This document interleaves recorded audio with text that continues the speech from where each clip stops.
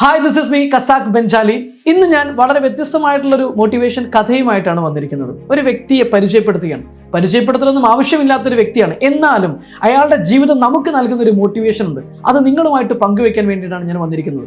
അയാൾ ജനിക്കുന്നത് 1987 അർജന്റീനയിലെ റൊസാരിയോ എന്ന് പറയുന്ന ചെറിയൊരു പട്ടണത്തിലാണ്. ഒരു സാധാരണ കമ്പനി തൊഴിലാളിയുടെ മകനായിട്ട് ജനിക്കുന്ന ആ കുട്ടി വളരെ ചെറുപ്പത്തിൽ തന്നെ തൻ്റെ ജ്യേഷ്ഠ സഹോദരന്മാരുടെ കൂടെ, സുഹൃത്തുക്കളുടെ കൂടെ ഫുട്ബോൾ കളിക്കാൻ വേണ്ടിയിട്ട് നന്നായിട്ട് ഇറങ്ങുമായിരുന്നു. 5-ാമത്തെ വയസ്സിൽ തൻ്റെ അച്ഛനൊക്കെ ഉണ്ടാക്കിയെടുത്ത ഒരു ചെറിയ ക്ലബ്ബിൽ ഫുട്ബോൾ കളിക്കാൻ പോയിട്ടാണ് ആ കുട്ടി തൻ്റെ കളി തുടങ്ങുന്നത്. അങ്ങനെ കളിച്ച് മുന്നോട്ട് പോകുന്നതിനിടെ ഏറ്റവും മികച്ച രീതിയിൽ തന്നെ കളിയൊക്കെ പുറത്തെടുക്കുന്നുണ്ടായിരുന്നു. പക്ഷേ ഒരു കാര്യം അപ്പോൾ വീട്ടുകാരും അതുപോലെ തന്നെ കൂട്ടുകാരൊക്കെ ശ്രദ്ധിച്ചിരുന്നു. ആ പ്രായത്തിലുള്ള കുട്ടികളുടെ വളർച്ചയോ നീളമോ ഒന്നും ഈ കുട്ടി ഉണ്ടായിരുന്നില്ല. 11-ാമത്തെ വയസ്സിലാണ് ഈ കുട്ടിക്ക് ഒരു വലിയ ഗുരുതരമായ രോഗമുണ്ടെന്നുള്ളത് മാതാപിതാക്കൾ ഡയഗ്നോസ് ചെയ്യുന്നത്. ഹോർമോൺ ഡെഫിഷ്യൻസി കാരണം വളർച്ചാക്കുറവെന്ന് പറയുന്ന വലിയൊരു പ്രശ്നം ഈ കുട്ടി നേരിടുന്നുണ്ടായിരുന്നു. വലിയൊരു ഭീമമായ തുക ചെലവ് വരുന്ന ചികിത്സ മുന്നോട്ട് കൊണ്ടുപോകാനുള്ള സാമ്പത്തിക ശേഷി ഉള്ളവരുമായിരുന്നില്ല കുടുംബം.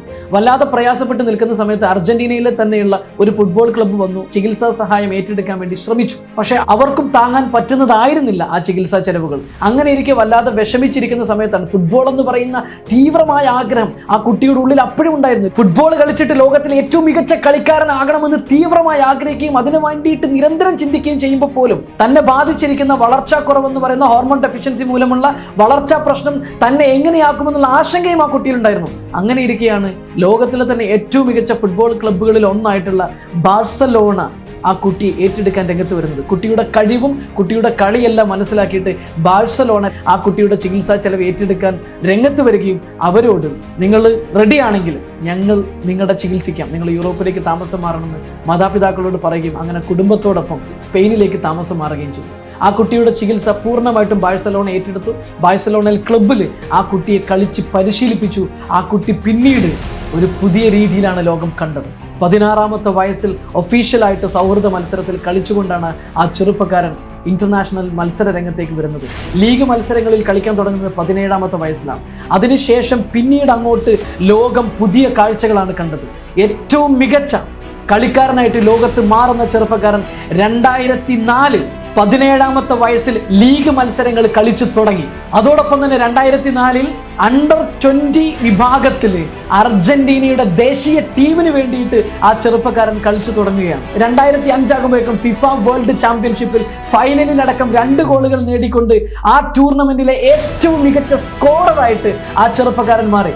ആ ചെറുപ്പക്കാരന്റെ പേര് നിങ്ങൾക്ക് മനസ്സിലായിട്ടുണ്ടാകും. അത് മറ്റാരുമല്ല, മറഡോണയ്ക്ക് ശേഷം, പെലെയ്ക്ക് ശേഷം ലോകം മുഴുവൻ ഫുട്ബോളിന്റെ മിഷിഹ എന്ന് വാഴ്ത്തിപ്പാടിയ ലിയോണൽ മെസ്സിയ.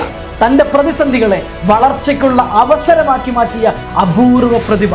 ഈ നൂറ്റാണ്ടിൽ ലോകം കണ്ട ഏറ്റവും മികച്ച ഫുട്ബോളർമാരിൽ ഒരാളായിട്ട് എണ്ണപ്പെടാൻ കഴിയുന്ന അത്യപൂർവമായിട്ടുള്ള പ്രതിഭയാണ് ലിയോണൽ മെസ്സി. വളർച്ചാക്കുറവെന്ന് പറയുന്ന ഹോർമോൺ ഡെഫിഷ്യൻസി എന്ന് പറയുന്ന വലിയൊരു പ്രശ്നം അലട്ടിക്കൊണ്ടിരുന്നപ്പോഴും തൻ്റെ ശാരീരികമായിട്ടുള്ള ബലഹീനതകളും പ്രശ്നങ്ങളും മനസ്സിലാക്കിക്കൊണ്ട് അതിനെ ഓവർകം ചെയ്യാൻ പറ്റുന്ന രീതിയിൽ, പ്രത്യേക രീതിയിൽ കളിയിൽ ശൈലിയിൽ പോലും മാറ്റം വരുത്തി ഒരു പ്രത്യേക രീതിയിലുള്ള കളി പോലും കൊണ്ടുവന്നുകൊണ്ട് ലോകത്തെ കീഴടക്കിയ ആ വ്യക്തി. പ്രതിസന്ധികൾ മനുഷ്യന്റെ ജീവിതത്തിൽ വരും, പ്രശ്നങ്ങൾ വരും, പക്ഷേ അതിനെ നേരിടാനുള്ള മനസ്സാന്നിധ്യവും ഏത് പ്രശ്നത്തിലും എൻ്റെ സ്വപ്നം എത്തിപ്പിടിക്കണമെന്നുള്ള ആവേശവും അതിനു വേണ്ടിയുള്ള പരിശ്രമമുണ്ടെങ്കിൽ ആർക്കും ലോകം കീഴടക്കാമെന്നുള്ള ഒരു വലിയ പാഠം കൂടെ ലിയോണൽ മെസ്സി നമുക്ക് പറഞ്ഞിരുന്നുണ്ട്.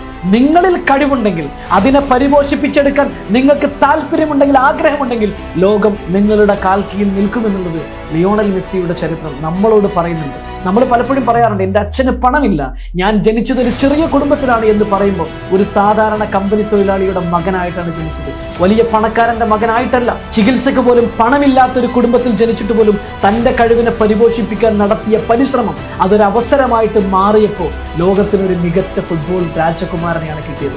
ലോകത്തിലെ ഏറ്റവും കൂടുതൽ തവണ 5 തവണ best footballer of the year ആയിട്ട് തെരഞ്ഞെടുക്കപ്പെട്ട ഒരേ ഒരു വ്യക്തിയേ ഉള്ളൂ. അയാളുടെ പേരാണ് ലിയോണൽ മെസ്സി. അദ്ദേഹത്തിന്റെ ജന്മദിനമായ ഈ ദിവസം ഞങ്ങൾ അദ്ദേഹത്തിന് ജന്മദിനാശംസകൾ നേരുകയാണ്. ഒരുപാട് കാലം ഫുട്ബോളിനെ സേവിക്കാൻ കഴിയട്ടെ.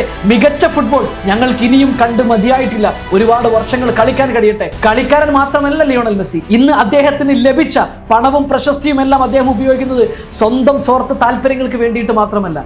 ലിയോണൽ മെസ്സി ഫൗണ്ടേഷൻ എന്ന് പറയുന്ന ഫൗണ്ടേഷനിലൂടെ ലോകത്തെമ്പാടും പ്രത്യേകിച്ച് അർജന്റീനയിലുമുള്ള കുട്ടികളുടെ ചികിത്സാ സഹായത്തിന് വേണ്ടിയിട്ടും അവരുടെ വളർച്ചയ്ക്ക് വേണ്ടിയിട്ടും പണം ചെലവാക്കുകയും യൂറോപ്പിലടക്കമുള്ള രാജ്യങ്ങളിൽ അതിനുള്ള ചികിത്സാ സൗകര്യങ്ങൾ ഒരുക്കിക്കൊണ്ട് അവരെ മികച്ച ഒരു വ്യക്തികളാക്കി മാറ്റാൻ വേണ്ടിയിട്ട് തൻ്റെ പണവും സമയവും എല്ലാം ചെലവഴിച്ചുകൊണ്ടിരിക്കുക കൂടിയാണ് ലിയോണൽ മെസ്സി.